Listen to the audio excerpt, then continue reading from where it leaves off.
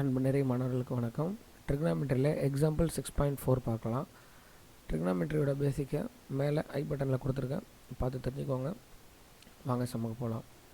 LHS எடுத்துக்கலாம். LHS என்ன இருக்குன்னா சீக்கன் டீட்டா மைனஸ் காஸ் டீட்டா அப்படின்ட்டுருக்கு ஈக்குவல் டு, இதை நான் எப்படி மாற்றிக்கிறேன்னா சீக்கன் டீட்டாவை 1 மைனஸ் காஸ் டீட்டா அப்படின்னு நான் மாற்றிக்கிறேன். மைனஸ் அடுத்தது என்ன இருக்குங்க காஸ் டீட்டா, அதை அப்படியே எழுதிக்கிறேன். புரிஞ்சுதுங்களா? அடுத்தது இதில் கீழே ஒன்றுமே இல்லைன்னா ஒன்று இருக்கிறதா அர்த்தம். உங்களுக்கு புரியணுன்றனால நான் தனி கலரில் போடுறேன். இது உங்களுக்கு இன்விசிபிளாக தெரியும். இப்போ பாருங்கள், இதுக்கு எல்சிஎம் எடுக்கணும் இல்லையா? அப்போ என்ன வரும்னா 1 இன்ட்டு காஸ் டீட்டாவோடது காஸ் டீட்டா அப்படின்னு வரும். 1 into 1 1, cos into cos cos square theta minus cos square theta அப்படின்னு வரும். அடுத்தது இந்த 1 மைனஸ் காஸ் ஸ்கொயர் டீட்டாவை நம்ம சைன் ஸ்கொயர் டீட்டான்னு எழுதலாம்.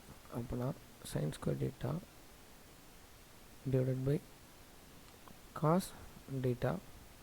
இந்த சைன் ஸ்கொயர்ன்றது சைன் இன்ட்டு சைன். அப்போனா இதை பிரித்து எழுதலாம். எப்படி எழுதலாம்னு சொல்லி பார்த்தீங்கன்னா sine theta by cos theta into sine theta அப்படின்னு எழுதலாம். இந்த சைன் பை காசோட வேல்யூ 10. அதனால் நான் செகண்ட் ஹாஃப் எப்படி போகிறேன்னு பாருங்கள். LHS secant theta minus cos theta equal to sine by காசை டேன்னு எல்லாம் டேன் டீட்டா இன்ட்டு மீதி இருக்கிறது சைன் டீட்டா. அவ்வளோதான். நான் இடம் 12 நாளைக்கு போட்டிருக்கேன், நீங்கள் கண்டினியூவாக போட்டுக்கோங்க. பேசிக் நிறையா ஃபார்முலா படிக்க வேண்டியிருக்கும், அது மேலே உங்களுக்கு ஐ பட்டனில் கொடுக்குறேன். நன்றி.